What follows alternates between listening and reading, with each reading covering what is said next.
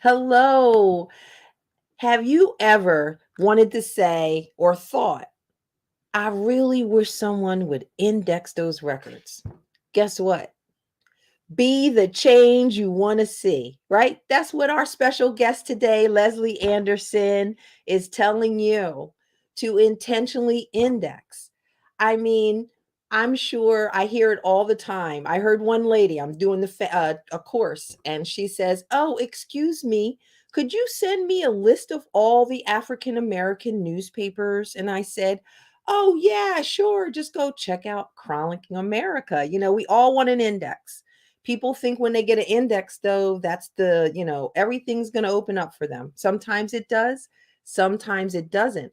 But it's really nice to create indexes of the stuff that you already have. So that's the kind of thing that Leslie Anderson is going to talk about today. She's going to highlight like the amazing index that she was the leader, I would guess, the editor of a team of folks, the Virginia slave births. And so we look forward to that. I want to definitely say, hey, welcome to those of you who are here. Um, Give me 1 second. I'm actually not showing anything. So I'm Shamele Jordon, just in case you didn't know.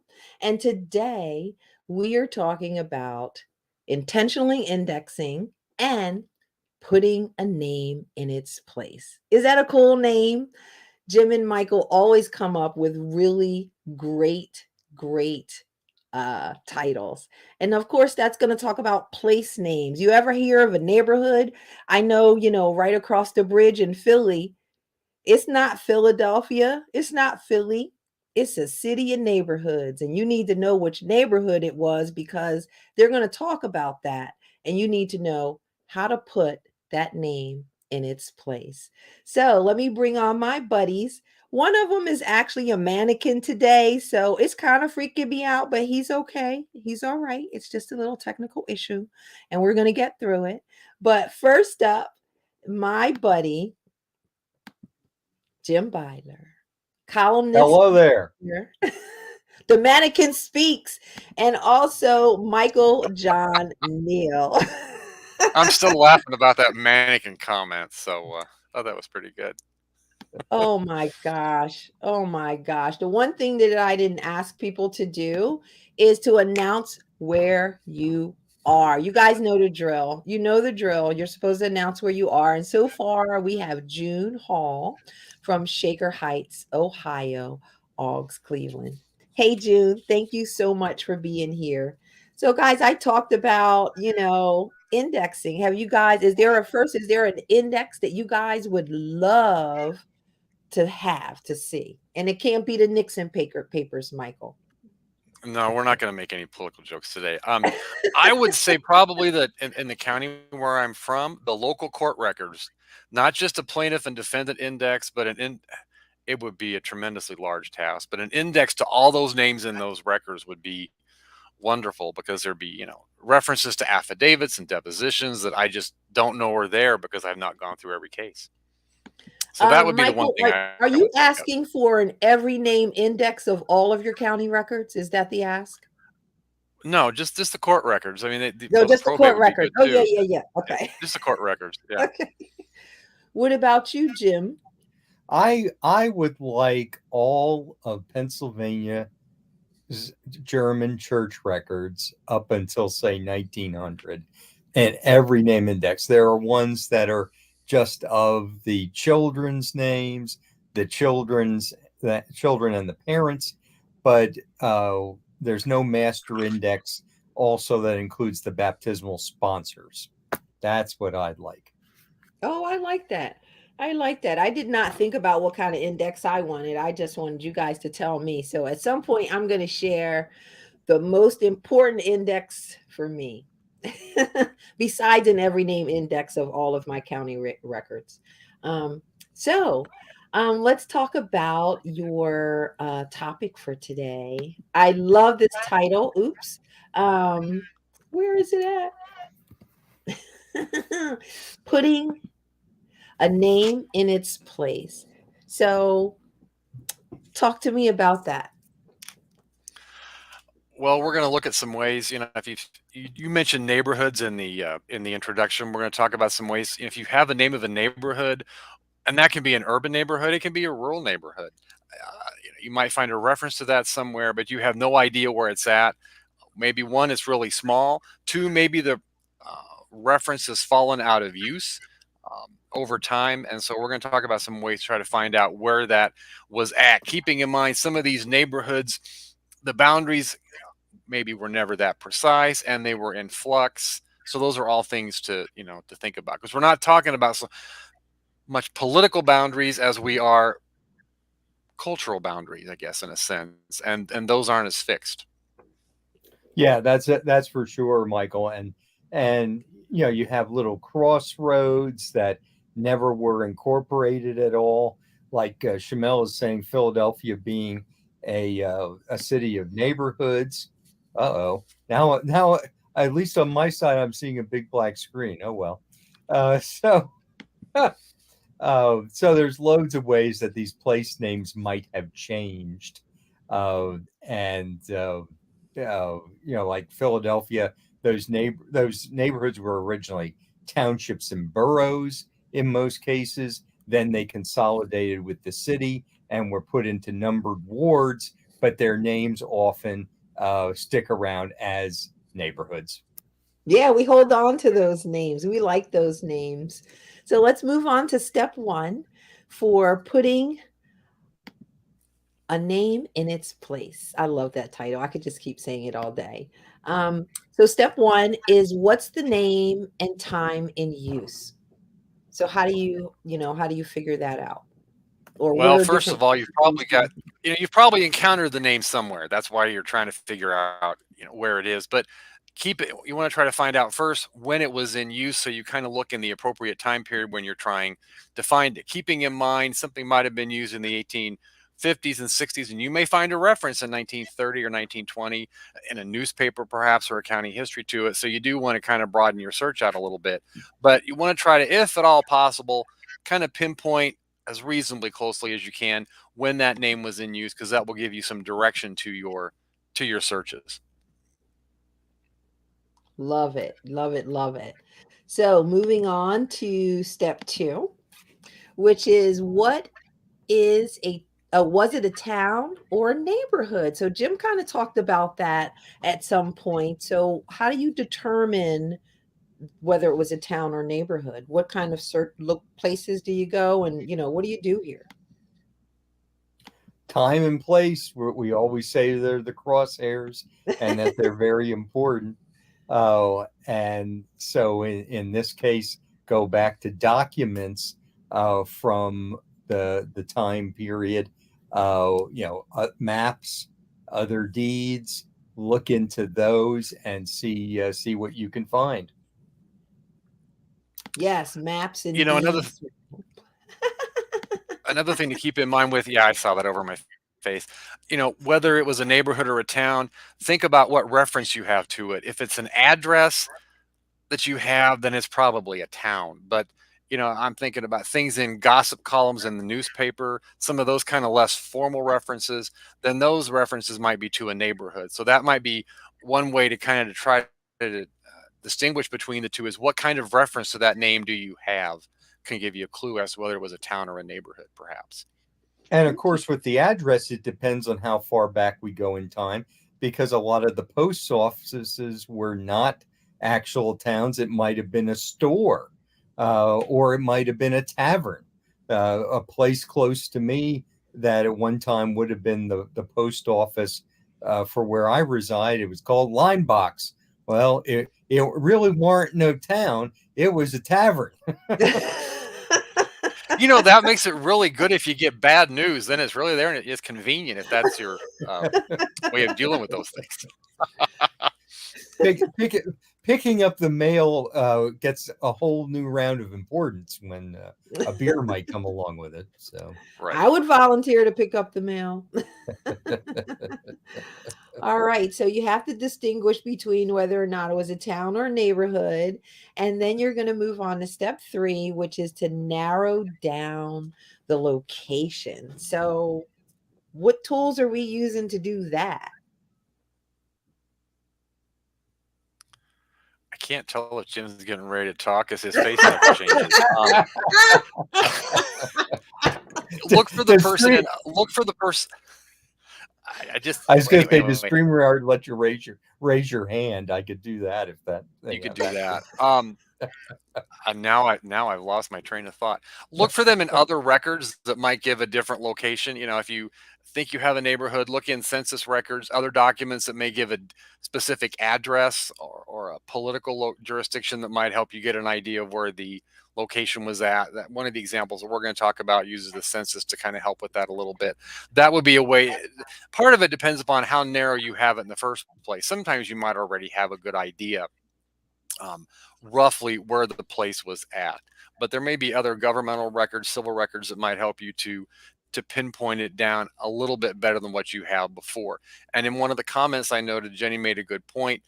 In certain locations, street addresses names of streets and all those kinds of things might have changed over time, as well as city and town boundaries may also have changed over time as well. So that's something else you want to keep in mind when you're trying to find these places.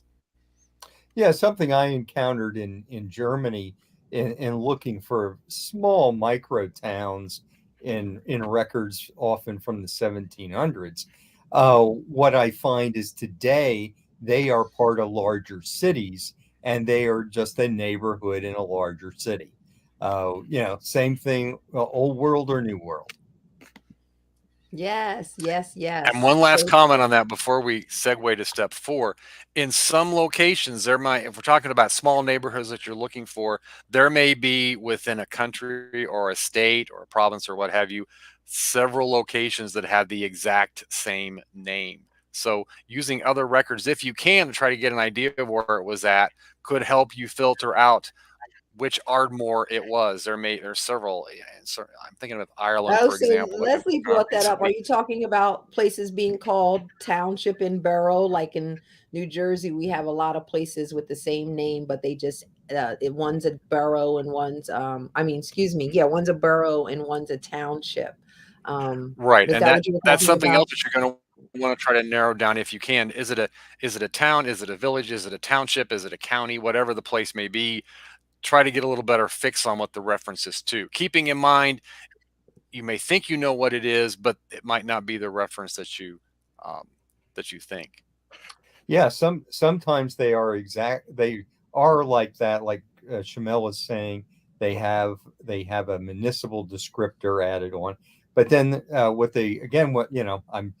going with what I know as far as Germany. When they have identical names, a lot of times they add some type of geographic descriptor. The one that's most prominent is that the airport you usually fly into Germany is Frankfurt am Main. That's Frankfurt on the Main River. And there's also a Frankfurt an der Oder, which is on the border between Germany and Poland as they are configured today. And that's it's still a substantial city, but a much smaller one. If you just say Frankfurt, you can make an assumption, but you're no guarantee you're going to be right. Roger Meinert, the retired BYU professor, who is quite a scholar of German genealogy, he says if you divide the number of villages by the number of names, that the average German place name is used 3 times. And I've seen ones that are used 30, 40, 50 times. So there are some that are unique, but then there are some that are very, very common. Can they like hang up a name, like they hang up like they retire numbers? Like you are not allowed to use Frankfurt anymore. Can they do that? As much as Germans are control freaks, where they have it, they have a list of kids' names that you have to choose from. You can't just name a kid Sapphire or anything like that. Are you serious? Yeah. Oh yeah. There's an approved book of German names. Yeah. I'm gonna add one last comment, then we're gonna go on to step 4. It's like in Ireland, I don't even know how many places begin with the letters Bally. It's a significant proportion of them. So you want to make sure you've got it as right as you can. And sometimes that's hard to do if it's a foreign language place name. Very true. Just one final thing in New Jersey, they'll just add one more letter, like Belmar, Morristown. They'll just like add a letter, move a letter around, and one's in North Jersey and one's South Jersey. So be very careful with that. Narrow down the location. And Michael gave some great places. And one thing I didn't ask is give us some of your place names. Or there's some place names that you guys are trying to find that you're having trouble with, or some cool ones that you couldn't find, and because you guys are top researchers, you got to the bottom of it. So I would love to be able to read some of those in the chat. So moving on to step 4. Are we ready for step 4, guys? Sure. All right. Step 4 is then to locate using a variety of sources. So I'm pretty sure that you guys are going to want me to share my screen and start sharing some stuff. It's coming. It's coming. It's coming. It should be here. Christmas.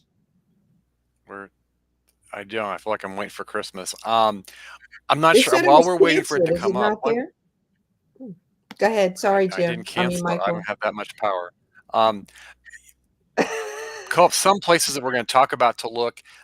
I like to look in Google Books. Type in the name. Type in that. This is you've got this one sideways, but that's okay. Yeah, so I can make it bigger. Oh, gotcha. Okay, this was from an 1859 county plat map. I'm not even sure it was ever a town, but there's a spot, you can see it on the left there, called Georgetown.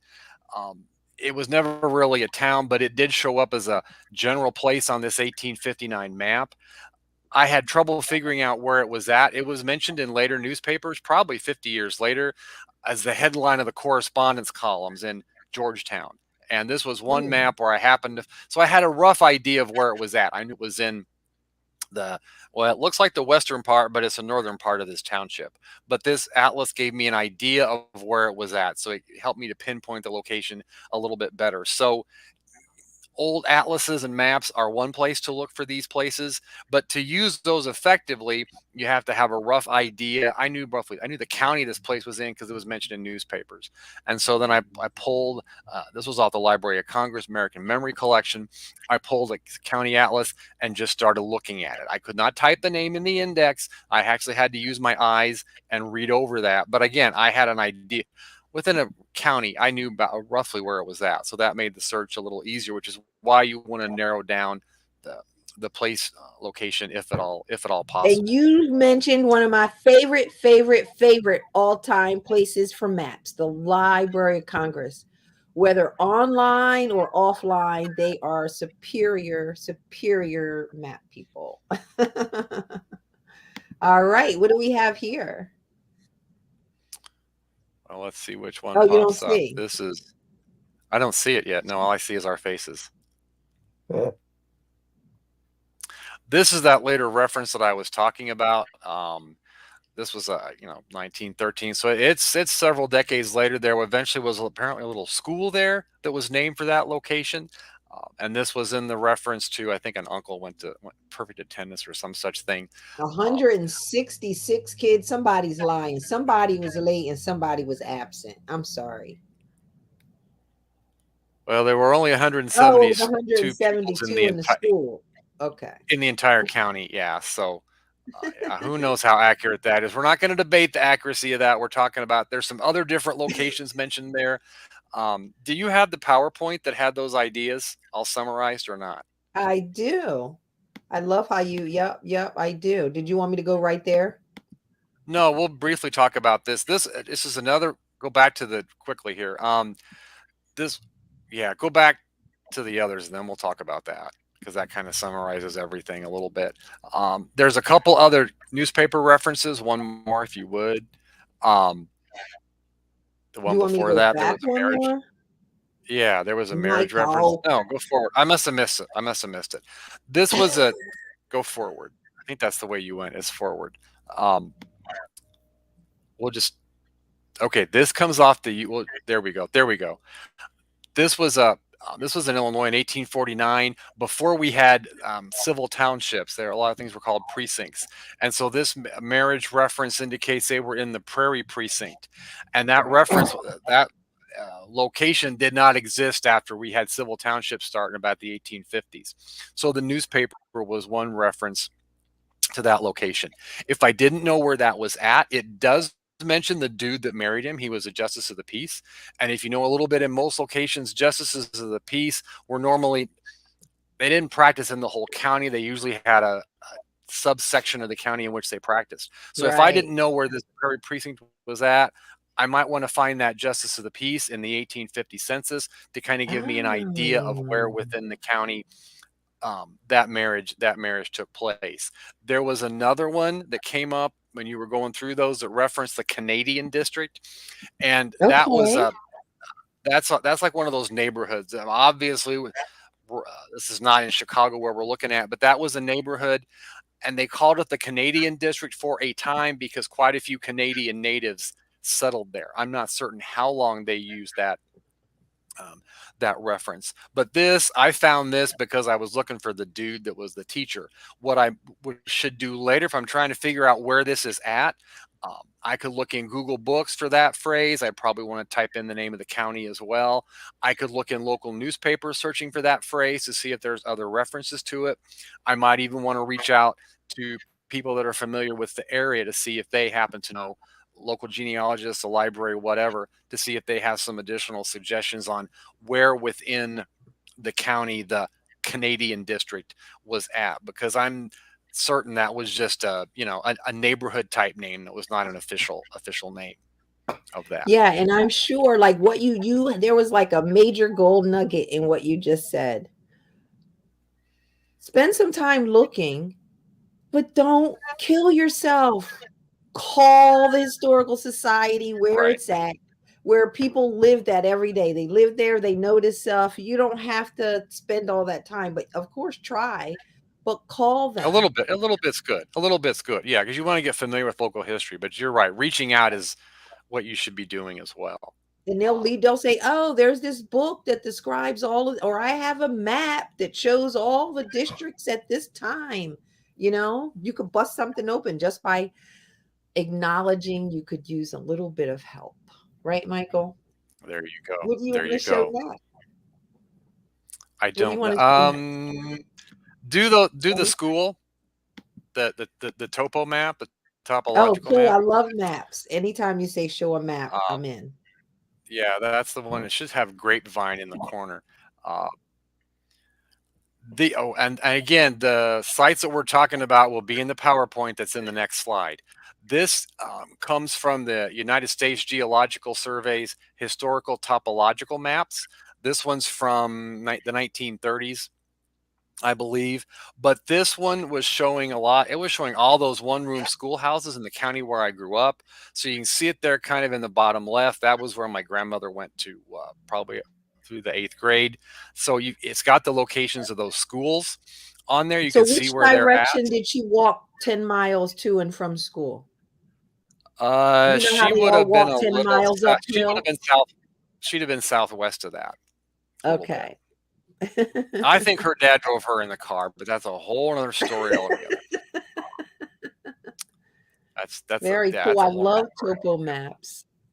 And Um, they're free online, guys. You can get right, those are those. free, and the ones at the site that's in the PowerPoint, you can see them. There's, this one's from 1930. I know for that area, there's one from the 30s, the 50s, the 60s, and then a few that are more recent. Um, so why don't you And pull I'm up going to that show you the slide, list. PowerPoint, Yeah, this is a great list for you guys to because that's what people are kind of asking about, I think. yes, that's the list. And the second bullet there, you can do a search. You can do a search for a keyword search there at the USGS. The fourth one, the topographic maps, those are the one. That's where I got the one that we just showed. Someone in the chat asked about the earlier maps that you and I were talking about. Those are at the Library of Congress in their American Memory collection. Would be the place to get those. Yes, those are great. Thank you guys for helping me with the chat. I'm trying to get Jim has he provided a 1786 Bethel. Let me pull this up. Thank you for sending this, Jim. No problem. And if you can't get it, I can narrate it. And I, as a lead-in, when you were talking about local expertise and reaching out, Lebanon County, where I do have some ancestors, there is a place name index that was compiled for Lebanon County, old and new names, and virtually every large city, borough in Lebanon County has had its name changed. Uh, what is now Annville was once Millerstown, which I understand there were probably a zillion Millerstowns, so they decided to get rid of one. Lebanon itself, the county seat, that's a city today, that started out as Steightstown, named for the founder. And then the two that this tax list illustrates is a settlement called Stumpstown that today is known as Fredericksburg, and there also is listed a Jonestown uh, in the second column there. That one started out as Williamsburg and now is Jonestown. So what they did, those two, the Frederick Stump was the founder of Fredericksburg. So it went from his last name of Stump to his first name of Frederick.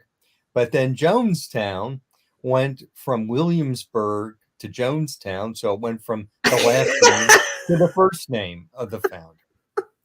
Go figure. Oh my God. We need like a index of this? Yes, that is by a man named David Bachman, Lebanon County place names, and it's in alphabetical order is how he deals with that. So Very nice. Pennsylvania place names. Wow. I think I might have that over here. I Lebanon can't. County place names. Oh, Lebanon. I don't have Lebanon. Just Lebanon. Yep. Okay. Yeah, you want to get more specific. One thing that I noticed when I was looking, we have like less than a minute. One thing that I noticed when I was doing place names, you look in the gazetteers, and you would think New Jersey would have like all the little place names, but it was the national one that had a lot more detail than the local New Jersey one. So you want to look at these at every level, at the county level, if there's a town level, town, county, region, state, national. Look at them all. All right. So you guys gave some great sources. Let's look at step 5, which is to document and share. So how do you document place names, Michael and Jim? Yeah, this is a whole quick start of itself, but I think Michael's talking. Oh, you're muted, Michael. Hold on. I unmuted you. Go ahead, Michael. I thought Jim's voice was coming out of your mouth. I was really, really getting nervous. Oh, that would be spooky. Whatever source where you found it, keep track of it, document and cite. This was what I used to determine where this place name was at. If you use some census records to kind of approximate where it was at, if you couldn't find it somewhere else, then document. Based on their residences, this is where I think it was at approximately. If you can't find a map or something that makes it blatantly clear where the location was at, just document your thought process and what sources you used. Jim, you have any special ways that you like to document and share? Well, I like as a citation of the place of an event. If a name has changed, I want to start with what it was at the time and then put in parentheses what it is today. And June stole my thunder. Let me see. Oh, she almost stole my thunder. Let me tell you what June does. June says that she has a blog post that she does these on. So that's a great reason to have a blog, to kind of have these little snippets of things that you could put up there, and you can easily, I think, we think Michael creates this genealogy tip of the day blog, that he's been doing this forever for us. I think he's kind of doing it to catalog his stuff in a different way too. That's another kind of an index. But And I would on the also say, on the Yes. On the other blog, if I can't find something, I go back and do a Google search to see if I've written about it, which is helpful too sometimes, to be I honest love it. with And you. Yeah. the other thing that you can do is write an article for your county historical society magazines. And it'll be preserved for everybody. It won't just be for your family. Um, Jim and Michael, did you guys have anything else you wanted to talk about for place names before I read the steps? Nothing from me. All right, let's talk about I the think that steps wraps for it up. putting a place in its name. Step 1, what's the name and time in use? Step 2, was it a town or a neighborhood? Step 3, narrow down the location. Step 4, locate and use a variety of sources. Step 6, document and share. I love that. I want to just stop and start looking up some place names. We had some good ones on here that we might have time to talk about at the end, but I doubt it when we get talking to Leslie. We are going to try to make sure we don't go over time. So, Jim and Michael, thank you. Even Mannequin Jim, thank Thank you. you. You did a great job. Thank you Thank you, very Shamele much. and Michael. All right, let me get ready for the second half. Bye, Mannequin. The Mannequin doesn't want to leave. He's taking over the show. All right, there he goes. All right, give me 1 second, guys, to get us going. All right, today I have an amazing guest. Oh my gosh. Well, before we get started, there's so many people that I did not get a chance to say hello to, and I don't want to be rude to our special guest chatting with you guys. So I just want to say hi to all of you guys first. First of all, I noticed my cousin Keisha Toomer Withers is there from Meadville, Pennsylvania. Hello, cousin. She's my twin cousin. And of course, we have LaJoy Mosley, who says she's a little late from Columbia. Maria is here. I think Maria has some company. June Hall, we talked about June. We talked to Jean, Lucas Allen from Collegeville, and AAGG and Augs. And we also have Barb Proctor. Hi, Barb from Las Vegas. And oh my gosh, Charlotte's out there. Hello, Charlotte from Los Angeles.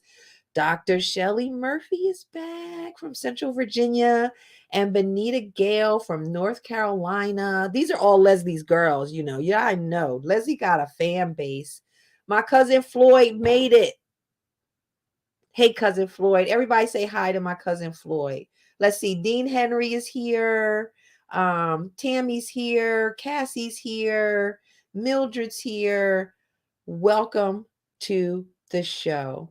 So let me go on and introduce my guest. Guess where I met her? You guys get 2 choices and you will know, where do I meet everybody? The Institute of Genealogy and Historical Research. If you don't know about it, you need to Google it and find out about it. All right, let's bring on our special guest, Leslie Anderson. Hello, Leslie. How are Hi. you? Oh, there I am. I could see half my face. So nice to have you here. Thank you. And we have all of our special guests share with us their 1-minute genealogy story. When you got started, how you got started, and how you knew you were hooked. Well, I think growing up, you always kind of know the stories, especially women. Women tend to be the culture keepers. But when I started working as a reference librarian at Alexandria Library, local history special collections branch, I'm learning how to help people find Uncle Jeremiah. And after a certain point, I figured, oh hell, I can look up my people in a correct and systematic way. So that's how that started. And so that was 2002. And working there was good for me personally and professionally. Yeah. Oh my goodness. Yes. I cannot even imagine my buddy, my genealogy road dog, Diane Falk. We just couldn't even imagine working at a repository because it's hard enough to do your own research. You have all those people coming in and you want to dig in onto your own stuff. So we figured the struggle was real. It is. And now that I'm retired since last summer, it's even realer. Oh, so are you going to perpetuate that myth that when you retire, you're busier than you were when you were working?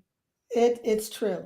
There's no myth. It's true. Except you're busy with your choices. You're busy with your choices. So thanks for inviting me today to talk about the Virginia Slave Births Index. That's something, one of the things I'm most proud of in my career. And that took place at Alexandria Library. Yeah, so let's get started with the quick start.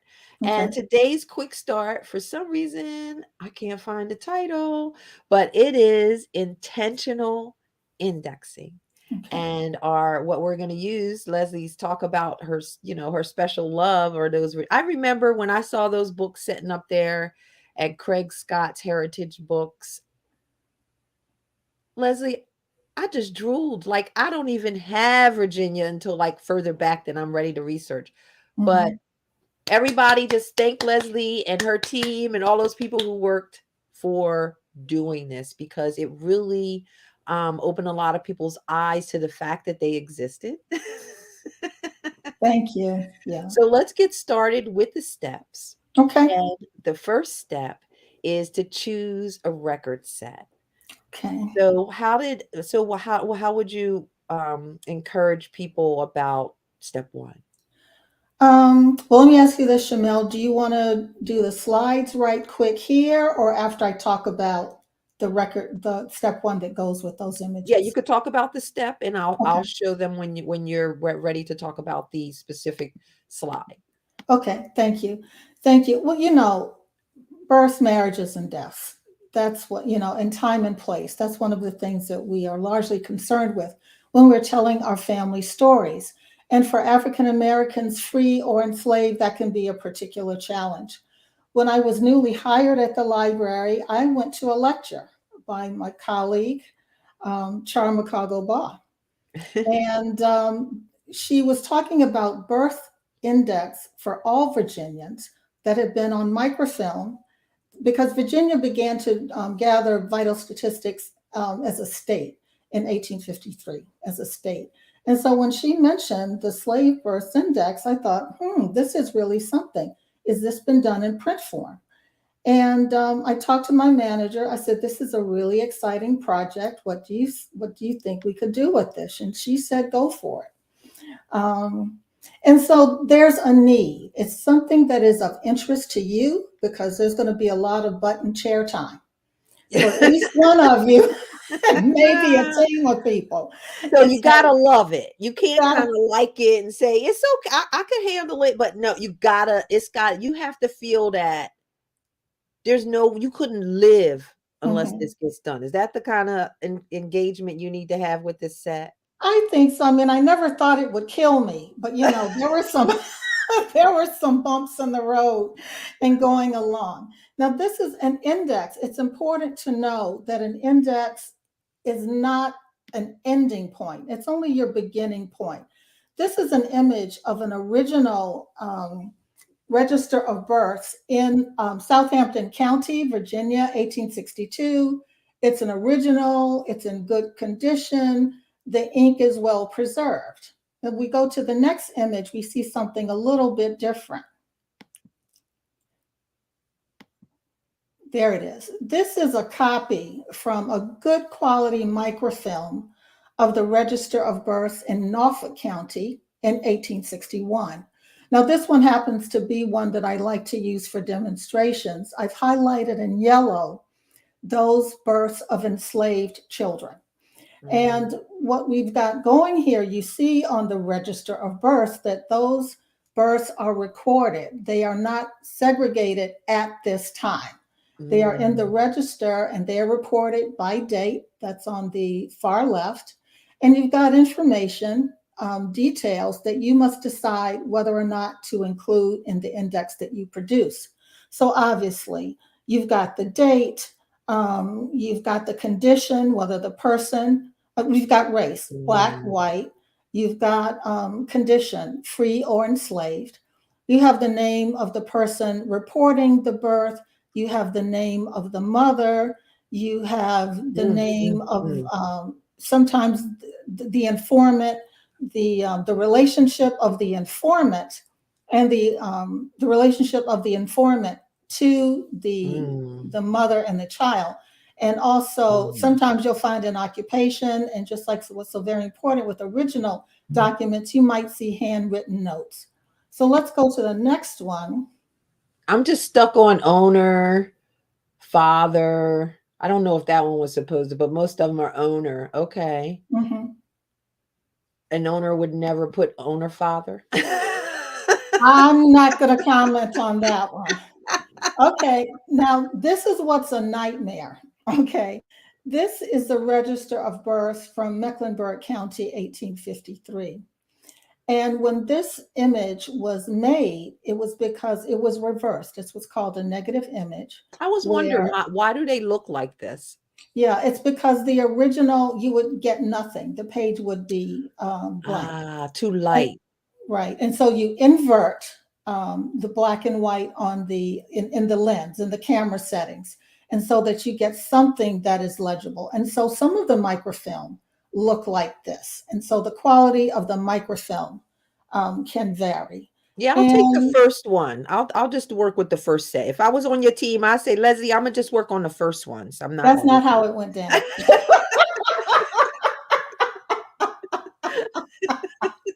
That's not what happened. Let's go to the next step.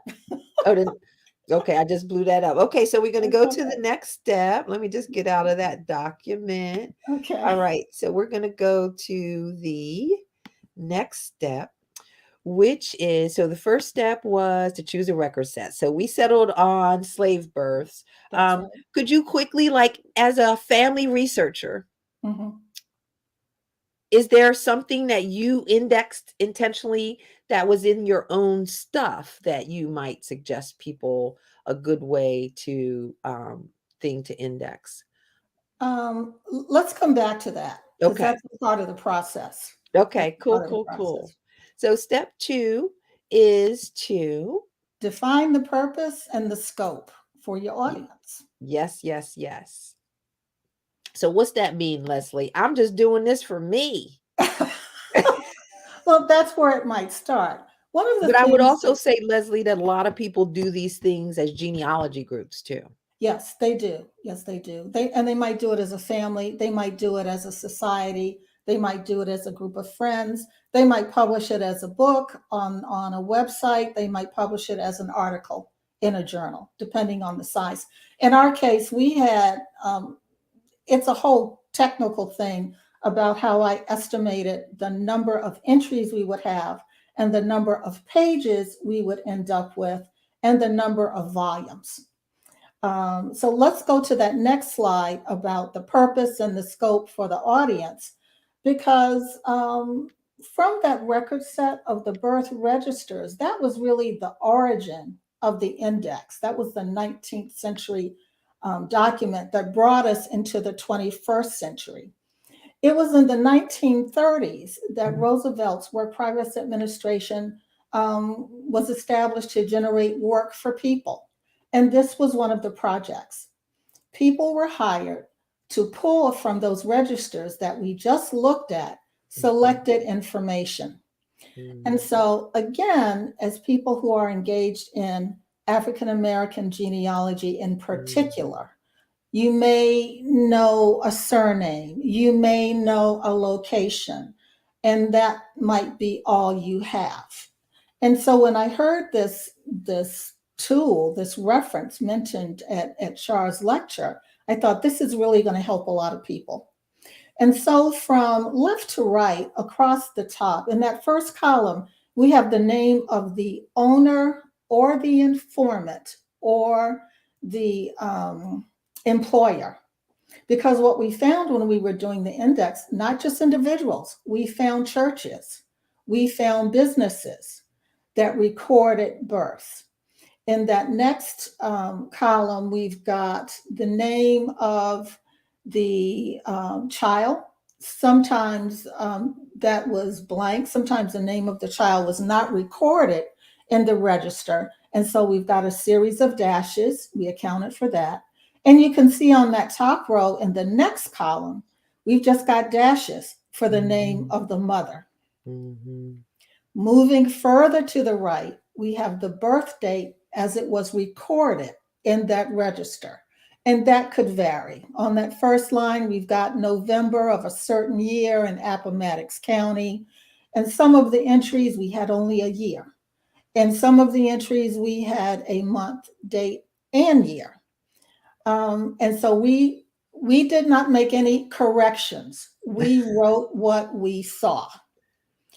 Now, we had some really gnarly looking microfilm to work from. I mean, this is an amazing team of people.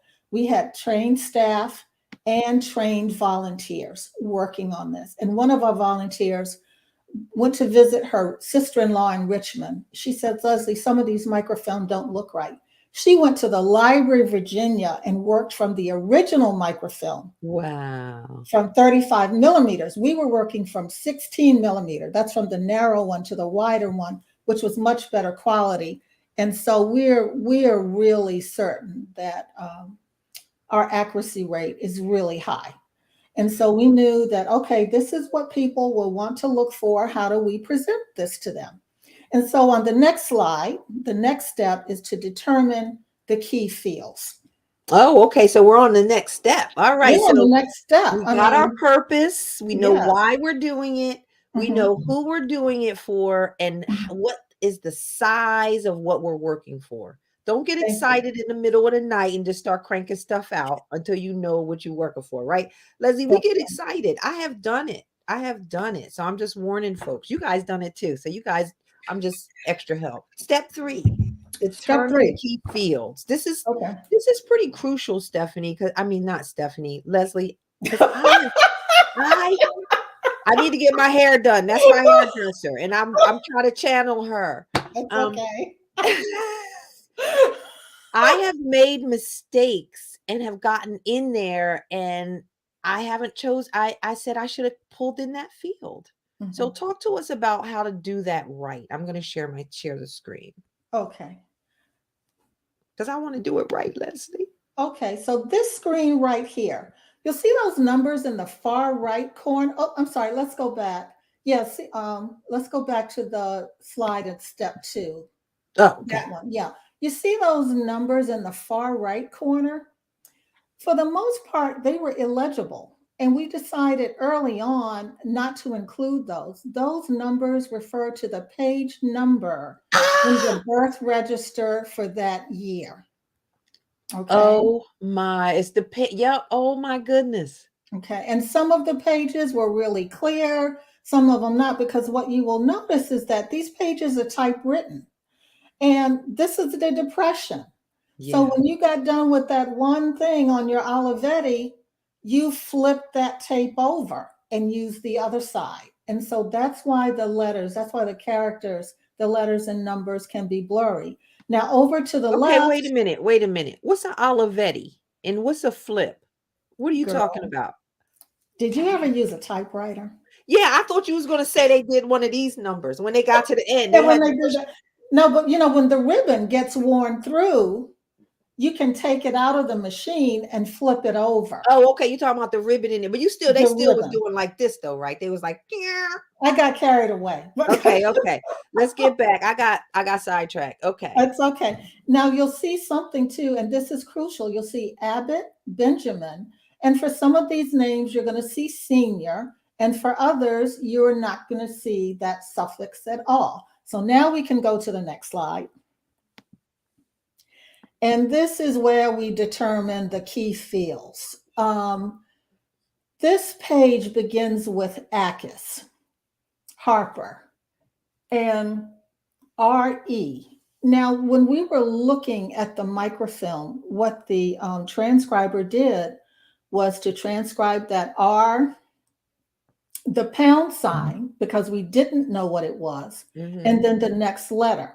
Now, we deliberately chose the pound sign because in some of these entries include a question mark.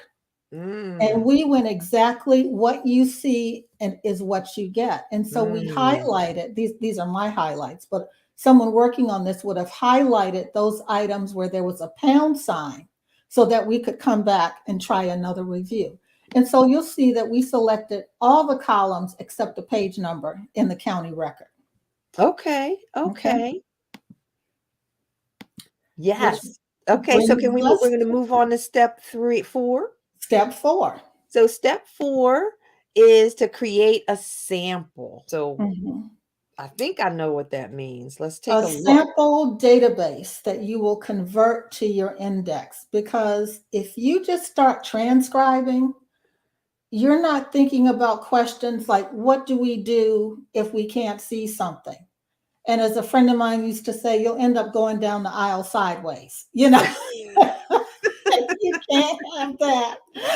You know, you got to make it your best shot. And so there were approximately, it was typing paper. There were approximately 33 lines of typescript on each of those pages. Mm-hmm. And so I think, and before I, when I'm considering this as a proposal and, the scope and content, I'm thinking, okay, let me do a sample of at least 2 pages. That should pick up, some idiosyncrasies. That should pick up some things that look weird, and so that really covered us. So I did a database in the Excel spreadsheet, and I looked at it to see what was missing, what would work, what would our audience be interested in. And this is a part of it from an Excel spreadsheet. Now, you'll notice that this Benjamin Abbott, from the first page we'll get to the published page, you're not seeing any suffixes here. But Mm-hmm. as you scroll down, and this is what sets our index apart from other slave birth indexes, is that we decided to sort by that other factor. And Mm-hmm. so if someone shows up as a doctor, if there's in something in parentheses, she's a widow. If there's something, they're a doctor. If they're a colonel, we don't know if they're a real colonel, an honorific, or if they were a Oh, legitimate. they were throwing the colonel thing around down south. Like, Oh, yeah. Oh, yeah. Well, it's the South. I just thought that was so funny. So let's It's, move on to step 4 yeah. is to, I mean, 5, Uh-huh. to execute, review, and adjust. I love Mhm. this step, Leslie. Talk to us Okay. about this. Let's look at this slide that will make it clear. This is the finished product. Now, before we got to the finished product, we did work with the Excel spreadsheets considerably to see what was it that we had included. Was our format, we had an editorial style sheet. There were times we had to make adjustments for things we'd not seen before. And you'll see in the published version, Benjamin Abbott, I think there might be 15 or 20 Benjamin Abbotts here. And then you see Benjamin Abbott Sr. Mm-hmm. Okay, now all of these Abbotts happen to be in Appomattox. Now, they might be the same person, they might be 2 people. Yeah. You can make a reasonable assumption that they are all in the same county. But this part of it is critical. And can we Um, also say we can't necessarily say that the 2 Benjamins are father and son? can't assume that either. Thank you. Yay, Yeah, genealogists rule the world. All yeah, right. I yeah. love that, Leslie. Leslie, what was something that occurred during this that you might have not, expected, or what was some like, give us something interesting that you enjoyed about the project? Or Mhm. There were one of the things, well, 3 things come to mind. One of them was that there quite a few multiple births were recorded, Oh, twins and stuff. twins, and in a few cases triplets, but several Wow. incidents of twins. That was one of the things that just hadn't occurred to us. There were also reports of stillborns. Mm. And so those were recorded in the birth registers that ended up in the index, that ended up in our multi-volume set. And the third thing I think that was chilling was when we were able to look at the names of the mothers. While we didn't know the ages, we could see how many infants these women had given birth to. It was very disturbing. It was very disturbing, very distressing.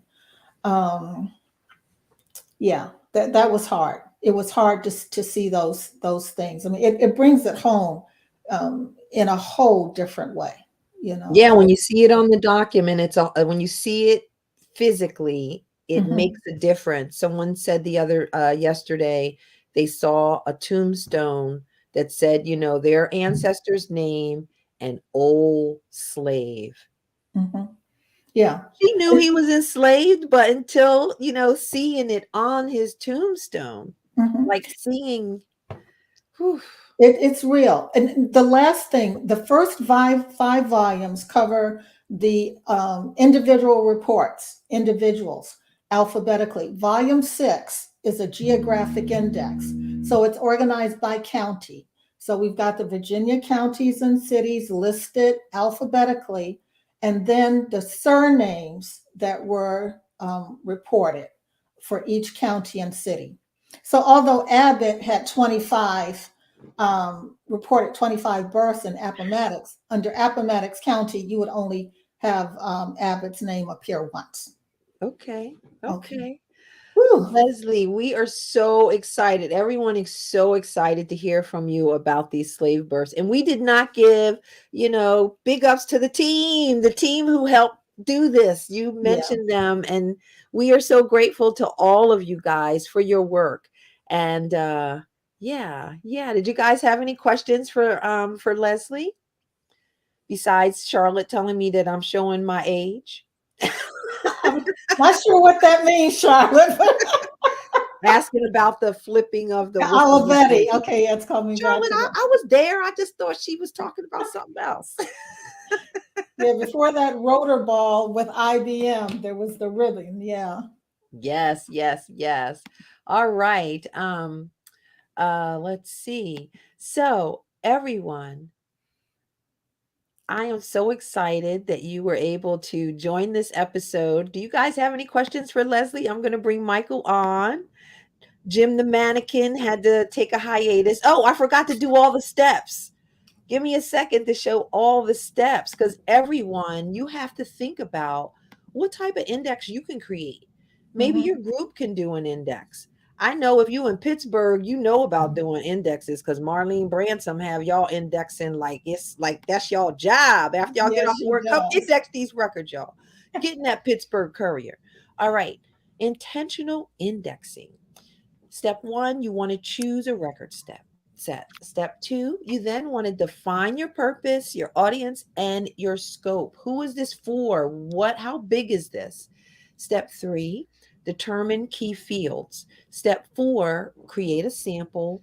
Step 5, execute, review, and adjust. And just one thing on that scope thing, Michael Haight was driven to do the Slave Claims Commission, but his scope was small. He did one state or one group of states at a time. He didn't try to bite off the whole thing.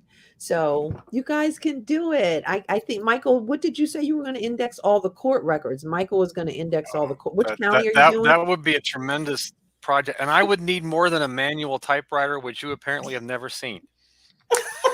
I do know what a manual typewriter is. I know how to use those things. I know how to do that. I know the banging the keys. All right, guys. Thank you so much for joining Genealogy Quick Start. Please share with your friends. Leslie, you are fantastic. Thank you so much for sharing your time with us. I had fun. Thank you. All righty. It's very interesting. Take care. Leslie, don't go anywhere. Okay. Bye-bye. Thank you. Bye.